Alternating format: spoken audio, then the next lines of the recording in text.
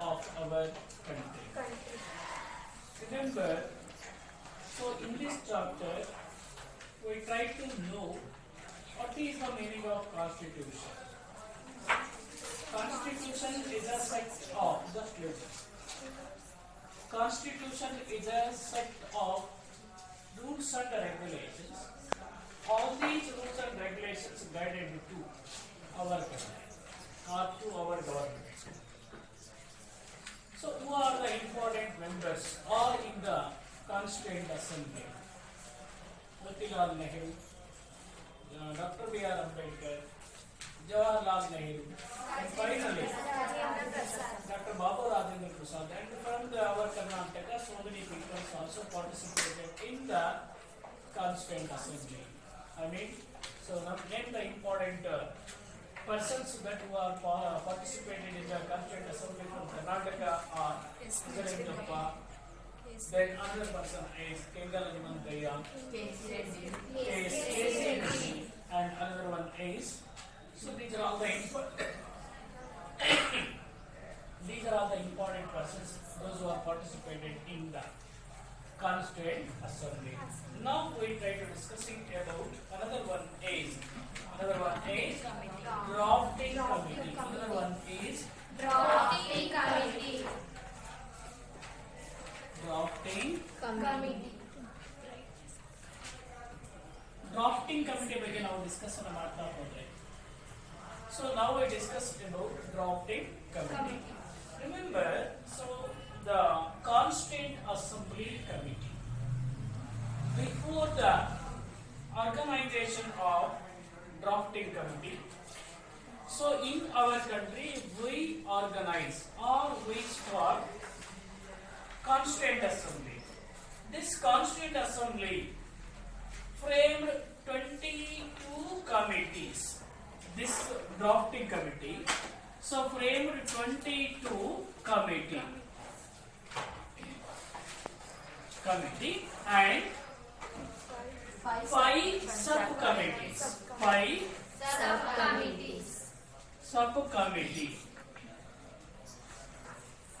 So our Constituent Assembly formed 22 committees and 5 subcommittees. Why these committees organized by the Constituent Assembly? These 22 committees and the 5 committees so try to examine the detail all issues relating to. So these 22 committee and 5 committee examine ಪರೀಕ್ಷೆಯನ್ನು ಮಾಡುತ್ತೆ. ಯಾವುದನ್ನ ಪರೀಕ್ಷೆ ಮಾಡುತ್ತೆ? All issues related to our constitution. ನಮ್ಮ ಸಂವಿಧಾನಕ್ಕೆ ಸಂಬಂಧಪಟ್ಟಿರತಕ್ಕಂತ ಎಲ್ಲ ವಿವಾದಗಳ ಬಗ್ಗೆ, issues ಎಲ್ಲ ವಾದ ವಿವಾದಗಳ ಬಗ್ಗೆ ಏನ್ ಮಾಡಲಿಕ್ಕೆ? ಎಕ್ಸಾಮೈನ್ ಮಾಡಲಿಕ್ಕೆ. Remember, our Constituent Assembly so formed 22 committee and 5 subcommittee.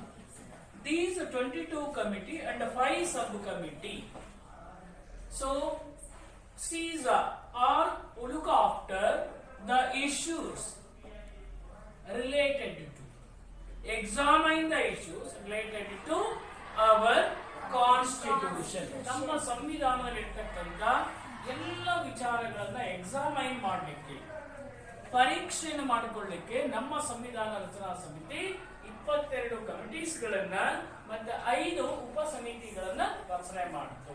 ಆಗ ಮುಖ್ಯವಾಗಿ so doctor B.R. Ambedkar,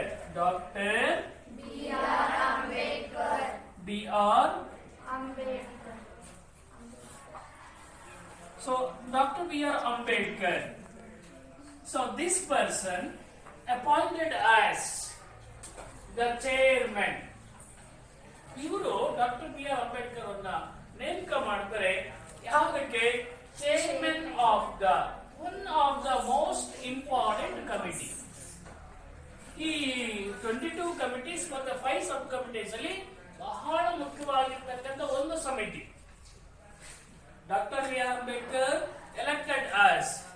chairman to the one of the important committee that is ಯಾವುದಿಲ್ಲ ಮುಖ್ಯವಾಗಿ drafting committee.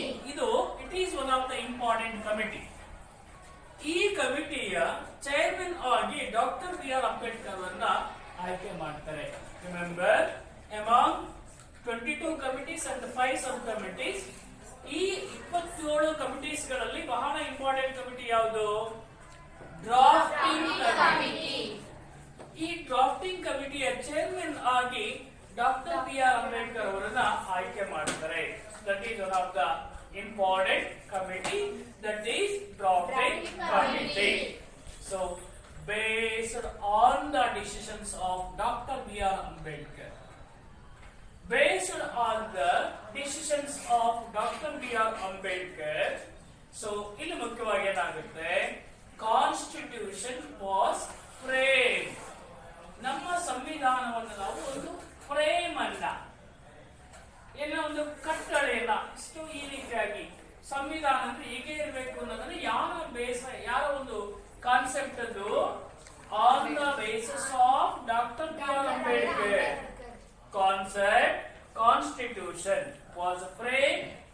So constitution was frame in our country. So ಹಾಗಾಗಿ we call Dr. B.R. Ambedkar is the architect of our constitution. ಸಂವಿಧಾನ ಶಿಲ್ಪಿ ಅಂತ ಕರಿತೀವಿ ಯಾರನ್ನ? ಯಾಕೆ? Our constitution was framed on the contribution of Dr. B.R. Ambedkar. Doctor B R Ambedkar ಅವರ ಕೊಡುಗೆಯಿಂದಾಗಿ ನಮ್ಮ ಸಂವಿಧಾನ ಫ್ರೇಮ್ ಆಗುತ್ತೆ. ಸೊ ಹಾಗಾಗಿ doctor B R Ambedkar called as ಏನಂತ ಕರಿತೀವಿ ಅವರನ್ನ?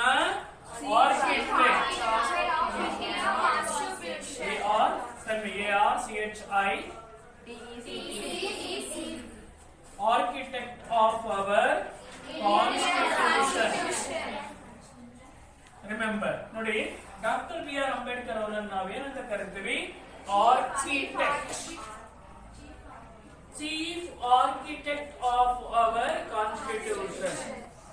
ನಾವು ಡಾಕ್ಟರ್ ಬಿ ಆರ್ ಅಂಬೇಡ್ಕರ್ ನ ಸಂವಿಧಾನ ಶಿಲ್ಪಿ ಅಂತ ಕರಿತೀವಿ ಅಂದ್ರೆ ಅವರ ಒಂದು ಕೊಡುಗೆಯಿಂದಾಗಿ on the basis of contribution given by doctor Ambedkar, so our constitution is frame. So, this Ambedkar, Dr. B.R. Ambedkar was called as chief architect of our Indian Constitution. The other members of this committee, along with Dr. B.R. Ambedkar, so many people, so many leaders became the member of our drafting committee. So, one is, along with Dr. B.R. Ambedkar, N. Gopala Swami. Gopala Swami. Iyengar. N. Gopala Swami Iyengar was also member along the way, named the important members of drafting committee. ಅಥವಾ constitution drafting committee ಅಂತ ಪ್ರಶ್ನೆ ಕೇಳಿದ್ರೆ you write down Dr. B.R. Ambedkar was the chairman, along with N. Gopalaswamy Iyengar. N. Gopalaswamy Iyengar also member, along with him Alladi Krishnaswamy Iyer. Alladi Krishnaswamy Iyer was also another member, and K.M. Munshi. Dr. B.R. Ambedkar, N. Gopalaswamy Iyengar, Alladi Krishnaswamy Iyer, K.M. Munshi, and another person, T.T. Krishnamachari were the members of the drafting committee. Enough. So that is drafting committee. So the these are all the eminent leaders. N. Gopala-Swami is also one of the eminent leader. Alladi Krishnaswamy Iyer is also one of the eminent leader. Then K. Munshi is also one of the eminent leader. P.T. Krishnamacharya is also one of the eminent leader. So these persons are in the drafting committee. So then after we discuss framing of constitution. On the basis of the contribution given by who? Dr. B.R. Ambedkar, our constitution is framed. ಹಾಗಾದ್ರೆ ಯಾವತ್ತು ನಮ್ಮ constitution frame ಆಗುತ್ತೆ? Framing of our constitution. Framing of our constitution. ಯಾವಾಗ ನಮ್ಮ ಸಂವಿಧಾನವನ್ನು ನಾವು ರಚನೆಯನ್ನು ಮಾಡಿಕೊಳ್ತೀವಿ ಅಂತ ನೋಡ್ತಾ ಹೋದಾಗ framing of our constitution. Remember the Constituent Assembly took 11 months and 48 days. Yes, 11 months and 80 days. ನೋಡಿ 11 ತಿಂಗಳು 18 ದಿವಸ ತೆಗೆದುಕೊಳ್ತಾರೆ. ನಮ್ಮ ಸಂವಿಧಾನ ರಚನಾ ಸಮಿತಿ took 11 months and 18 days ಏನಕ್ಕೆ? Complete the work of our constitution. ನಮ್ಮ ಸಂವಿಧಾನದ ವರ್ಕ್ ಅನ್ನ ಕಂಪ್ಲೀಟ್ ಮಾಡಿಕೊಳ್ಳಕ್ಕೆ framing committee constituent assembly took 11 months and 18 days to complete the work. During this time, during these discussions, while they adopted constitution, number of discussion, ಸಂವಿಧಾನವನ್ನು adapt ಮಾಡಿಕೊಳ್ಳುವಾಗ ಅನೇಕ ವಾದ ವಿವಾದಗಳು ಆಗುತ್ತೆ.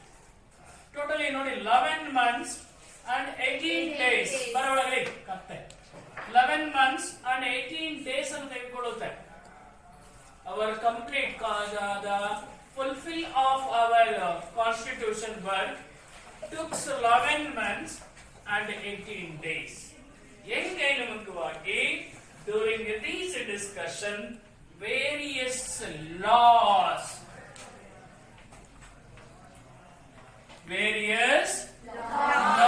ಅನೇಕ ಕಾನೂನುಗಳನ್ನು ಅಳವಡಿಸಿಕೊಳ್ತಾರೆ.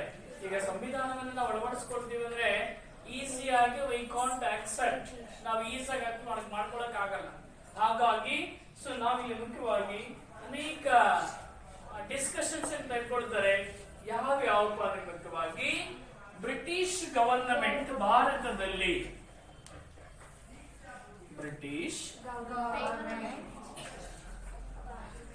ಗವರ್ನಮೆಂಟ್ ಭಾರತದಲ್ಲಿ ನಂಬರ್ ಆಫ್ ಲಾ ಅನ್ನ ಎನಾಕ್ಟ್ ಮಾಡುತ್ತೆ. 1909, then 1919, then 1935. ನೋಡಿ, British government in India brought number of laws.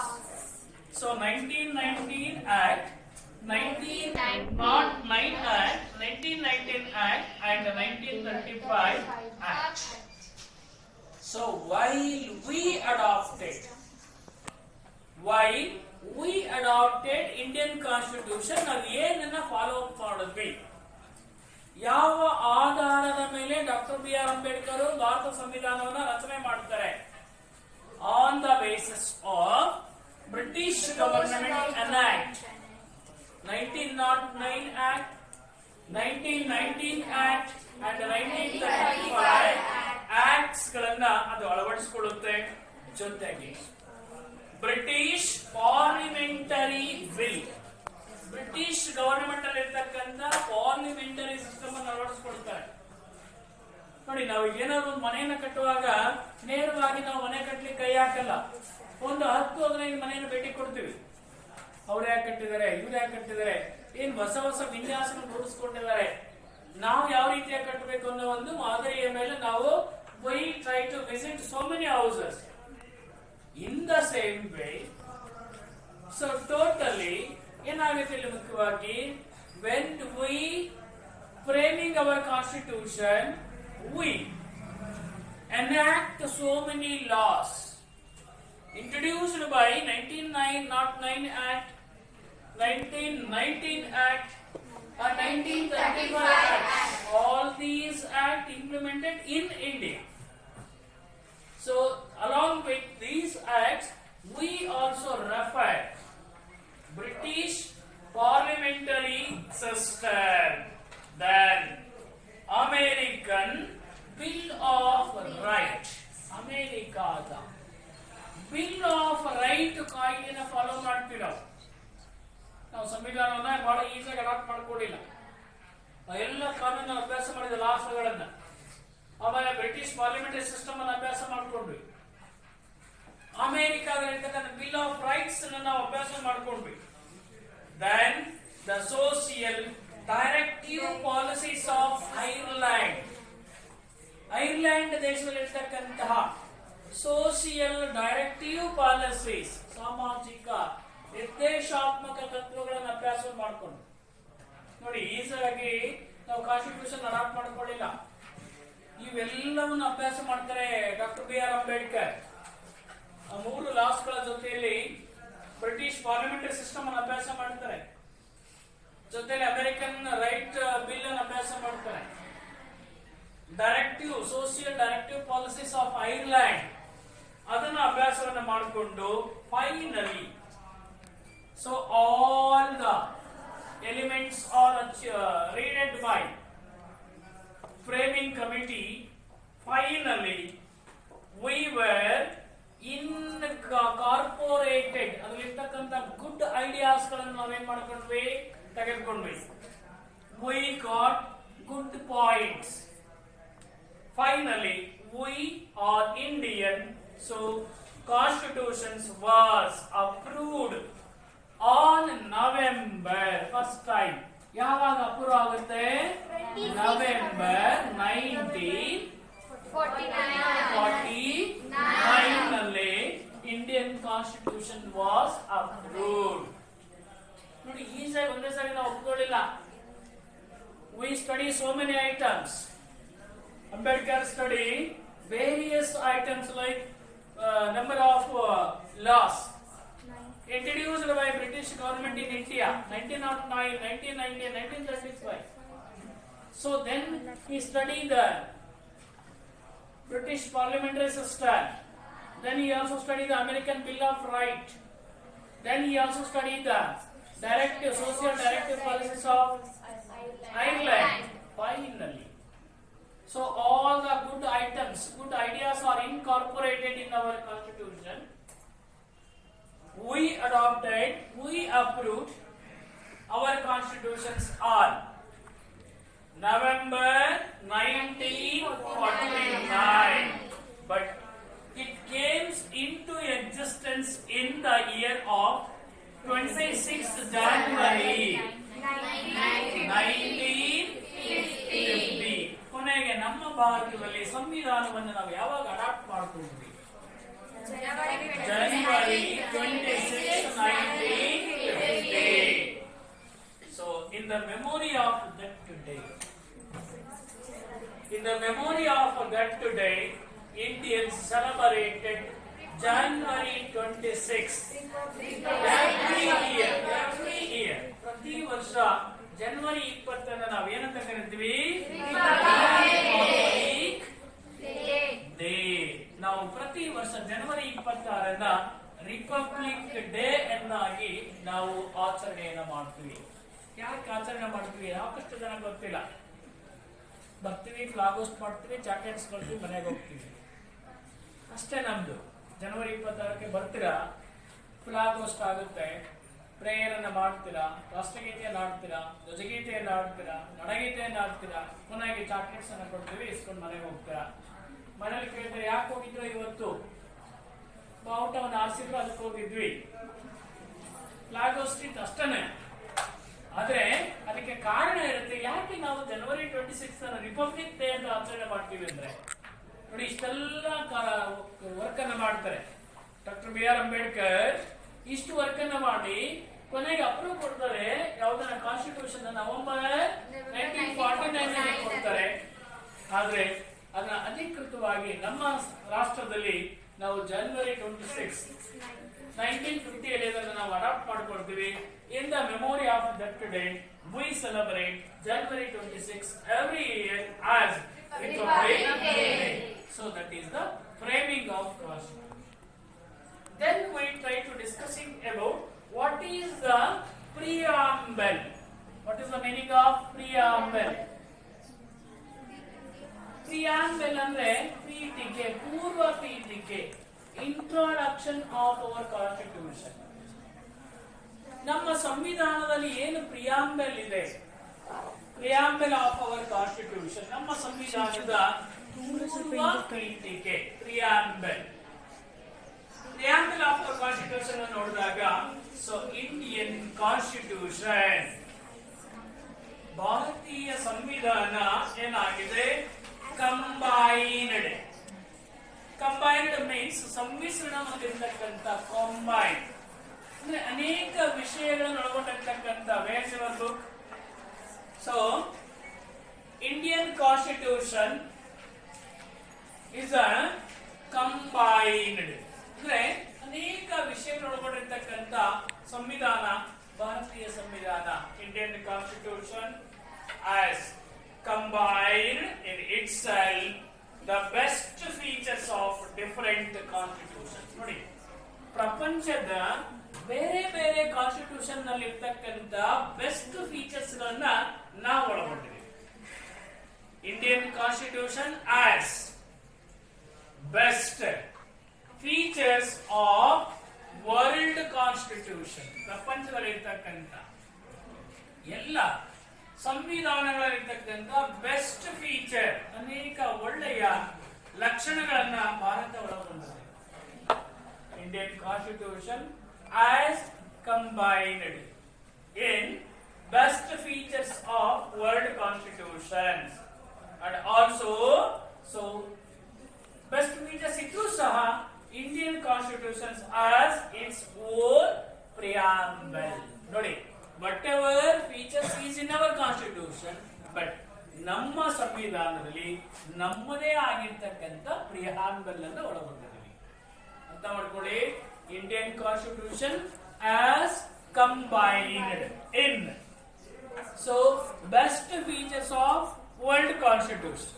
ಪ್ರಪಂಚದ ಎಲ್ಲ ಸಂವಿಧಾನಗಳ ಅನೇಕ ಒಳ್ಳೆ ಒಳ್ಳೆ ಅಂಶಗಳನ್ನು ಒಳಗೊಂಡಿದ್ರೂ ಸಹ Indian constitution as its own ತನ್ನದೇ ಆಗಿರ್ತಕ್ಕಂಥ ಏನು ಒಳಗೊಂಡಿದೆ, ಪ್ರಿಯಾಂಬಲ್, ಪೂರ್ವ ಪೀಠಿಕೆಯನ್ನು ನಮ್ಮ ಸಂವಿಧಾನ ಒಳಗೊಂಡಿದೆ. And the totally and the preamble of our constitution contains. ಏನೇನಿದೆ ನಮ್ಮ ಪ್ರಿಯಾಂಬಲ್ ಅಲ್ಲಿ? Preamble of our constitution contains one is fundamental policies. ಮೂಲಭೂತ ನೀತಿಗಳನ್ನು ಒಳಗೊಂಡಿದೆ, ಪಾಲಿಸೀಸ್ ಗಳನ್ನು ಒಳಗೊಂಡಿದೆ. Our preamble of our constitution includes ಏನನ್ನ?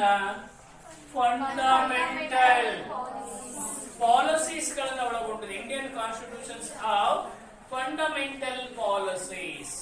Along with fundamental policies and deals of the ideals of the constitution, fundamental policies in that plus ಆದರ್ಶವಾಗಿರ್ತಕ್ಕಂಥ ideals of constitutions. And remember, it is the sum of ಎಲ್ಲವನ್ನು ಒಳಗೊಂಡಿರ್ತಕ್ಕಂಥ ಒಟ್ಟು. It is the sum of the structure, ಗಾತ್ರ, ಈ ಎಲ್ಲವನ್ನು ಒಳಗೊಂಡಿರ್ತಕ್ಕಂಥ ಗಾತ್ರ, values, ಮೌಲ್ಯಗಳಾಗಿರ್ಬೋದು.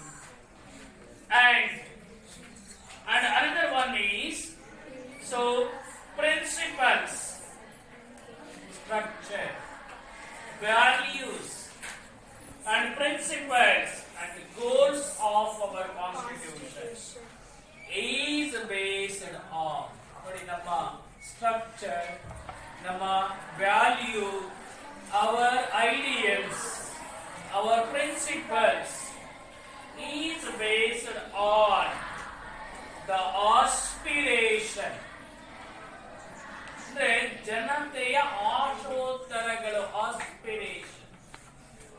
ಯಾವುದನ್ನು ಮುಖ್ಯವಾಗಿ ಜನತೆಯ ಆಶೋತ್ತರಗಳನ್ನು ಅವಲಂಬಿಸಿದೆ and ideals of people of India. ನಮ್ಮ ಭಾರತೀಯರ ಒಂದು ಆದರ್ಶಗಳನ್ನ ನಮ್ಮ ಪ್ರಿಯಾಂಬಲ್ ಒಳಗೊಂಡಿದೆ.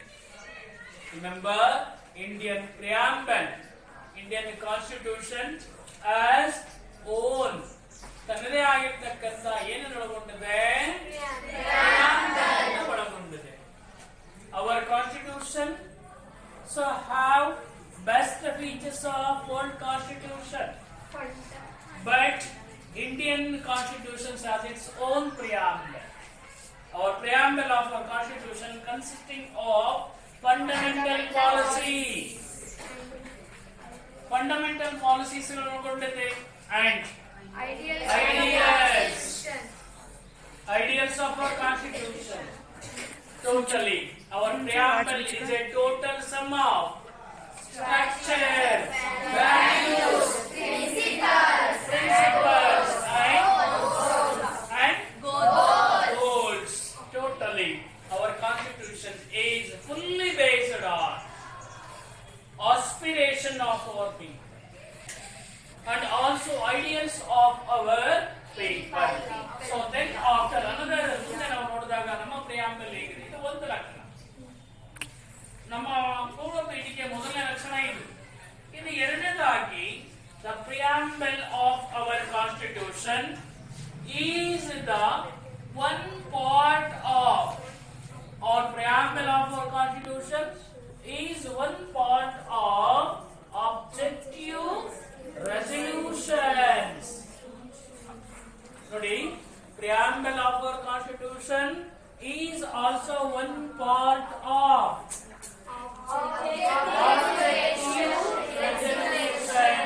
ಇಲ್ಲಿ ನಮ್ಮ ಸಂವಿಧಾನ ಇಲ್ಲಿ ಮುಖ್ಯವಾಗಿ ಯಾವುದನ್ನ ಅಂದ್ರೆ ಅನೇಕ ನಿರ್ಣಯಗಳನ್ನು ಕೈಗೊಳ್ಳತಕ್ಕಂತ ಒಂದು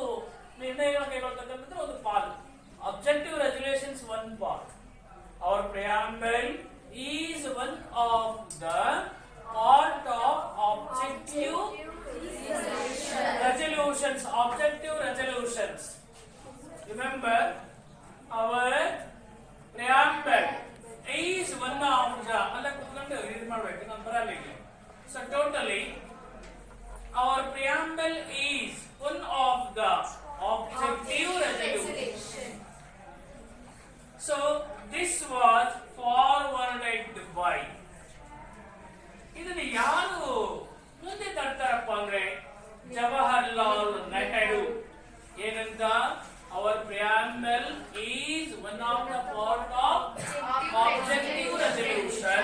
This was forwarded by Jawaharlal Nehru. ನಮ್ಮ ದೇಶದ ಪ್ರಧಾನಿಯಾಗಿರ್ತಕ್ಕಂಥ ಜವಾಹರ್ಲಾಲ್ ನೆಹರು ಅವರು ಈ ವಾದವನ್ನ ಮುಂದೆ ತರ್ತಾರೆ. ಬಂದೆ ಈ ವಾದವನ್ನ ಮುಂದೆ ತರ್ತಾರೆ.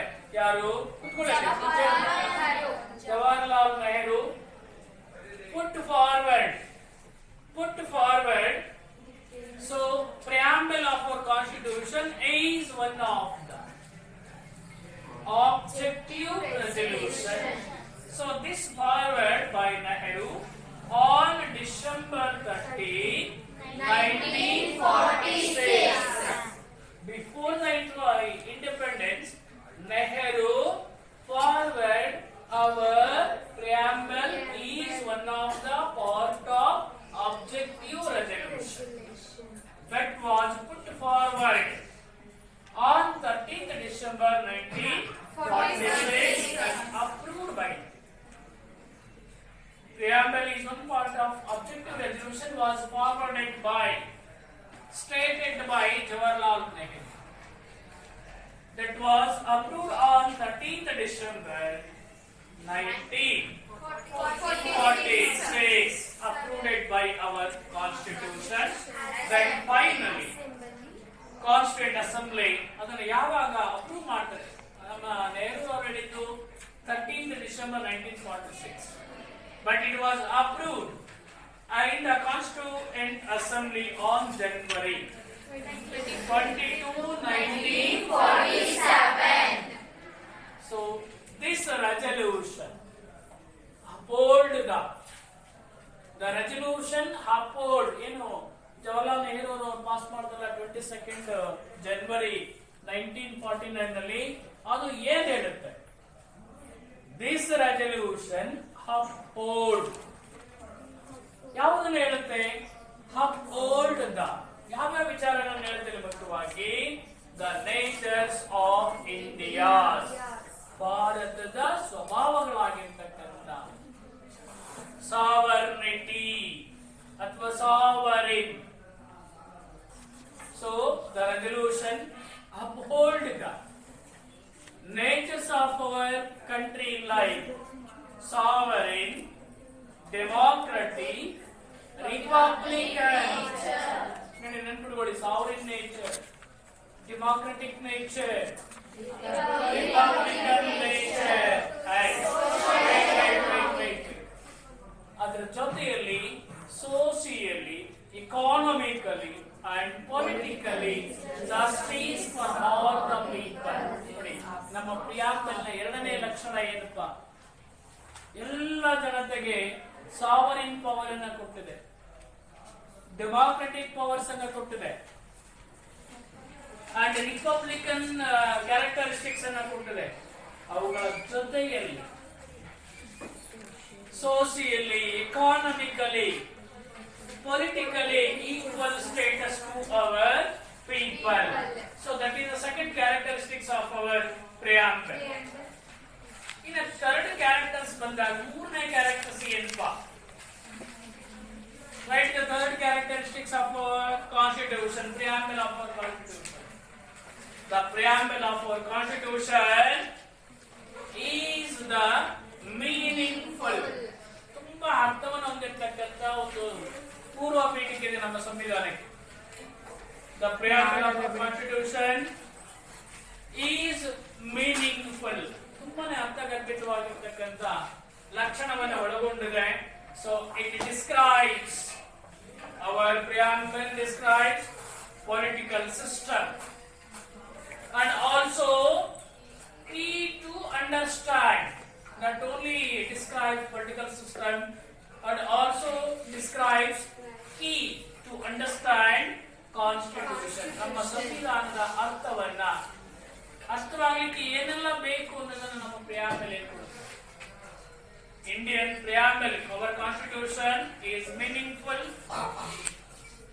So it is also describes the political system of our country, or it is also try to describe political system is a key to understand our constitution. And this preamble is called as jewels. ಹೆಣ್ಮಕ್ಳಿಗೆ ಎಷ್ಟು ಆಭರಣದ ಮೇಲೆ ವ್ಯಾಮೋಹ ಇರುತ್ತೋ, ಇದು ಕೊಡ್ಸಿರಿ, ಅದನ್ನ ಕೊಡಿಸಿ, ಅದನ್ನ ಕೊಡಿಸಿರಿ, ಅದನ್ನ ಕೊಡಿಸಿ, ನಮ್ಮ ಫ್ರೆಂಡ್ ಅದ ಹಾಕೊಂಡ್ ಬರ್ತಾಳೆ, ನಮ್ಮ ಫ್ರೆಂಡ್ ಈ ಬಂಗಾರ ಹಾಕೊಂಡ್ ಬರ್ತಾಳೆ, ಎಲ್ಲವನ್ನೂ ಕೊಡಿಸಿ ಅಂತ ನೀವೇನು ಮನೇಲಿ ಫೈಟ್ ಮಾಡ್ತಿಲ್ಲ, ತಂದೆ ತಾಯಿ ಜೊತೆ ಫೈಟ್ ಮಾಡ್ತೀವಿ. ಬಹಳ ಇಷ್ಟ ಹೆಣ್ಮಕ್ಳಿಗೆ ಬಂಗಾರ ಅಂದ್ಬಿಟ್ರೆ ಅದೇನು ಇಷ್ಟ ಆಗುತ್ತೆ. ಕಿವಿಗಳೆಲ್ಲ ನಿಜವಾಗ್ಲೂ ಬಂಗಾರ ಅಂದ್ರೆ ಕಿವಿ ದೊಡ್ಡ ಆಗ್ಬಿಡ್ತಾರೆ. ನೀವು ಏನಾದ್ರೂ ಮಾಡಿ ಸಾಲ ಮಾಡಿ ಅದಕ್ಕೆ ನಿಮಗೆ ಪೋಷಕರು ಕೊಡಿಸ್ಬೇಕು. ಬೇಡ, ನಮ್ಗೆ ಯಾವ್ದು ಬೇಡ ಕಂಡು, ನಿಮಗೆ ಬಹಳ ದೊಡ್ಡ ಬಂಗಾರ ಅಂದ್ರೆ ವಿದ್ಯೆ, ಬಹಳ ದೊಡ್ಡ ಬಂಗಾರ ಯಾರ ಕೊಡಕ್ ಆಗದೆ ಇರ್ತಕ್ಕಂಥ ವಿದ್ಯೆಯನ್ನು ನಾವು ಕೊಡ್ತಾ ಇದ್ವಿ ತಂದೆ ತಾಯಿಗಳ ಸಹಕಾರದಿಂದ. ಅವ್ರು ನಿಮ್ಮನ್ನ ಇಲ್ಲಿ ಕಳ್ಸಿದ್ರೆ ನಾವು ನಿಮಗೆ ಕೊಡ್ಲಿಕ್ಕೆ ಸಾಧ್ಯತೆ ಆಗುತ್ತೆ. ಸಾಕು, ಯಾವುದನ್ನೇ ಎಕ್ಸ್ಪೆಕ್ಟ್ ಮಾಡಬೇಡಿ ಪೋಷಕರಿಗೆ. ಮುಂದೆ ಇದೆ ಬಂಗಾರ ಮಾಡಿಸ್ಕೊಳ್ಳಿಕ್ಕೆ, ಒಳ್ಳೆ ಚೆನ್ನಾಗಿ ಓದ್ಕೊಂಡ್ರೆ ಕರೆದು ಕೆಲಸವನ್ನ ಕೊಡುತ್ತೆ ಗವರ್ಮೆಂಟ್ ನಿಮಗೆ. ಆಗ ನಿಮಗೆ ಸ್ಯಾಲರಿ ಬರುತ್ತೆ, ಯಾರು ನಿಮ್ಮ ರಿಸ್ಟ್ರಿಕ್ಷನ್ ಮಾಡಲ್ಲ, ನೀವು ಏನ್ ಬೇಕಾದ್ರೂ ಮಾಡಬಹುದು. ಸೊ ಹಾಗಾಗಿ ಯಾರ ಯಾವುದೇ ತಂದೆ ತಾಯಿಗಳ ಮೇಲೆ ಫೋರ್ಸ್ ಅನ್ನು ಹಾಕಬೇಡಿ, ನನಗೆ ಹಾಕಬೇಕು, ಇದು ಬೇಕು ಅಂತ. ಸೊ ಈ third preamble of the constitution is our constitution ಅಥವಾ preamble of our constitution is called as jewels. ಅಂದ್ರೆ ನಮ್ಮ ಸಂವಿಧಾನದ ಆಭರಣ ಯಾವುದು? preamble. Our preamble is the jewel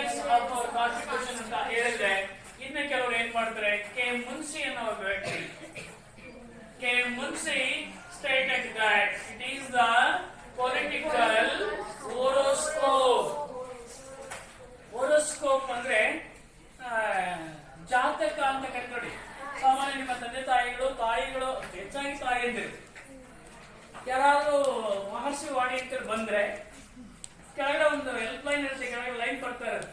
ಸುಮ್ಮನೆ ಫೋನ್ ಮಾಡ್ತಾರೆ, ಅವ್ರು ಸಿಗಲ್ಲ.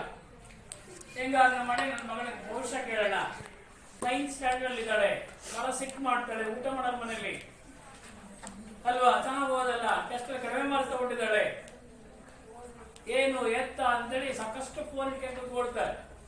ಬೈ ಮಿಸ್ಟೇಕ್ ಆಗಿ ಸಿಕ್ಕರೆ ಅವ್ರು ಹೇಳ್ಕೊಡ್ತಾರೆ, ಹೋದ್ರೆ ಇಲ್ಲ ನನ್ನ ಮಗಳಿಗೆ 9th ಸ್ಟ್ಯಾಂಡರ್ಡ್ ಓದ್ತಾ ಇದ್ದಾಳೆ, ಬೆಳಗ್ಗೆ ಅರ್ಲಿ ಮಾರ್ನಿಂಗ್ ಇದ್ದಾಳಲ್ಲ, ಸಾಯಂಕಾಲ ಬೇಗ ಮಲ್ಕೊಂಡ್ಬಿಡ್ತಾಳೆ, ಮನೇಲಿ ಓದಲ್ಲ, ಅಕ್ಕ ತಮ್ಮನ ಜೊತೆ ಜಗಳ ಮಾಡ್ತಾಳೆ, ನನ್ನ ಜೊತೆ ಹೊಂದ್ಕೊಳಲ್ಲ.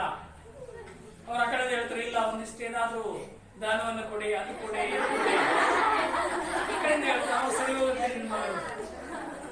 ಇವೆಲ್ಲ ಮಾಡ್ತಿರ್ತಾನೆ ಮನೇಲಿ. ಹಾಗೆ ಇನ್ನು ಮುಖ್ಯವಾಗಿ ಸೊಪ್ಪೆ ಮನ್ಸಿ says that preamble is one of the political horoscope. ಅಂದ್ರೆ ರಾಜಕೀಯ ಜಾತಕ, ನಿಮ್ಮ ಭವಿಷ್ಯವನ್ನು ತಿಳ್ಕೊಳ್ತಕ್ಕಂಥ ಒಂದು ಜಾತಕ ಅಂತೇಳಿ ಕರೀತಾರೆ ಪ್ರಿಯಾಂಬಲ್ ಅನ್ನು ನಾವು. So these are all the important about preamble. ಹಾಗಾದ್ರೆ ಮೊದಲನೇದಾಗಿ first we discuss about the characteristics of our preamble. ನಮ್ಮ ಸಂವಿಧಾನದಲ್ಲಿ ಏನೆಲ್ಲ ಇದೆ, ಸಾರಿ ನಮ್ಮ ಪೂರ್ವ ಪೀಠಿಕೆಯಲ್ಲಿ ಏನೆಲ್ಲ ಇದೆ ಅಂದ್ರೆ, ಮೊದಲನೇದಾಗಿ we the people are we the citizens of India ಅದಿದೆ. ನಾವೆಲ್ಲರೂ ಭಾರತೀಯ ನಾಗರಿಕರು, ನಾವೆಲ್ಲರೂ. ನಾನು ಅನ್ಕೊಂಡು ಬಹಳ ಡೇಂಜರ್, ತೋರಿಸ್ತಾ ಇರ್ತಾರೆ, ನೀನ್ ಸರಿ ಇಲ್ಲ, ನೀನ್ ಕೆಟ್ಟವಳು ನೋಡಿ. ಇಲ್ಲಿ ನಮ್ಗೆ 3 ಬಟ್ಟೆ ನಮ್ ಕಡೆ ತೋರಿಸ್ತಾ ಇರುತ್ತೆ. ನಾಲ್ಕು ಇದು ಯಾಕೋ ಎಕಡೆ ಇದು ಇಲ್ಲ, ಇದಕ್ಕೆ ಹಾಕೊಂಡು ನೋಡಿ, ಈ ಬೇರೆ ಕೊಂಡ್ಬಿಡಿ, ಇದು ನಿಮ್ಮನ್ನು ತೋರಿಸ್ತಾ ಇರುತ್ತೆ. ಇಲ್ಲಿ 3 ಬಟ್ಟೆ ನಮ್ಮನ್ನು ತೋರಿಸ್ತಾರೆ. ಫಸ್ಟ್ ನೀನ್ ಸರಿಯಾಗಿ ಅಲ್ವೇ ನೋಡಿ, ಮೆಜಾರಿಟಿ ಬಂದ ಬರೀ ನೋಡಿ, ಒಂದು ಮಾತ್ರ ನಿಮ್ಮನ್ನ ಕೆಟ್ಟ ದೃಷ್ಟಿಯಲ್ಲಿ ತೋರಿಸಿದ ಬೆರಳು, ಇನ್ನು 3 ನಮ್ಮನ್ನು ತೋರಿಸ್ತಾ ಇದೆ. ನೀನ್ ಚೆನ್ನಾಗಿದೀಯಾ, ನಿನ್ನಲ್ಲಿ ಯಾವುದೇ ರೀತಿಯಾಗಿರ್ತಕ್ಕಂಥ ಬ್ಲಾಕ್ ಮಾರ್ಕ್ ಇಲ್ವಾ? ಓ ಹಿಂಗ್ ತೋರ್ಸೋದು,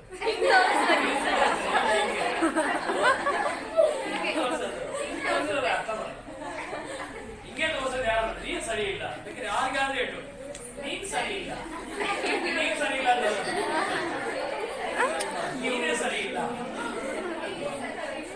ಹಿಂಗಂದಲ್ಲ. ನೀವ್ ಸರಿ ಇಲ್ಲ, ನೀವು ಸರಿ ಇಲ್ಲ ಅಂತ ನಾವು ಕರೆಯಲ್ಲ. ನೀನ್ ಸರಿ ಇಲ್ಲ, ನೀನ್ ಚೆನ್ನಾಗಿ ಓದಿಲ್ಲ, ಅದಕ್ಕೆ ಮಾರ್ಕ್ಸ್ ಬಂದಿಲ್ಲ, ಪೋಷಕರು ಬಂದಿಲ್ಲ. ನೀನೇ ಚೆನ್ನಾಗಿ ಓದಿಲ್ಲ, ನೀನ್ ಚೆನ್ನಾಗಿ ಓದ್ಕೊಂಡಿಲ್ಲ, ಮಾರ್ಕ್ಸ್ ಬಂದಿಲ್ಲ. ಅವಾಗ ಮುಂದಿನ ಟೆಸ್ಟ್ ಅಲ್ಲಿ ನಾವು ಪ್ರಯತ್ನ ಮಾಡ್ತೀವಿ. ಅವಾಗಲೂ ಬರ್ಲಿಲ್ವಾ, ಮತ್ತೆ ಬರ್ತಕ್ಕಂಥ ಮುಂದಿನ ಟೆಸ್ಟ್ ಅಲ್ಲಿ ಮಾಡ್ತೀವಿ. ಅವಾಗಲೂ ಬರ್ಲಿಲ್ವಾ, ಟ್ರೈ ಮಾಡ್ತೀವಿ. ಮುಂದಿನ ವರ್ಷ ಟ್ರೈ ಮಾಡ್ತೀವಿ.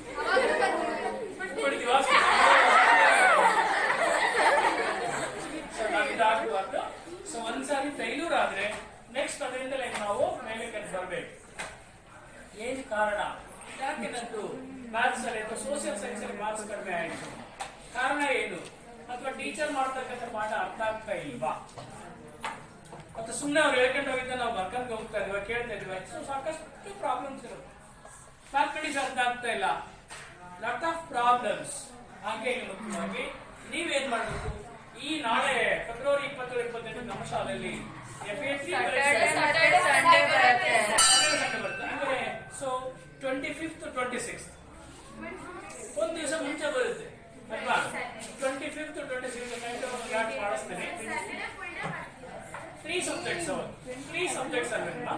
ಶುಕ್ರವಾರ 3 ಸಬ್ಜೆಕ್ಟ್, ಶನಿವಾರ 3 ಸಬ್ಜೆಕ್ಟ್. ಕ್ಲಿಯರ್? ಶುಕ್ರವಾರ ಫ್ರೈಡೇ 3 ಸಬ್ಜೆಕ್ಟ್ಸ್, ಸಾಟರ್ಡೆ 3 ಸಬ್ಜೆಕ್ಟ್ಸ್. ಆಗುತ್ತೆ, ಟೈಮಿಂಗ್ಸ್ ಎಲ್ಲ ನಿಮಗೆ ಕೊಡಂಗಿಲ್ಲ. 20 ಮಾರ್ಕ್ಸ್ ಈಗ FA 3 ಪರೀಕ್ಷೆ, FA 1 and 2 ಆಗಿ ಅಂತ ತಿಳ್ಕೊಂಡಿದ್ವಿ.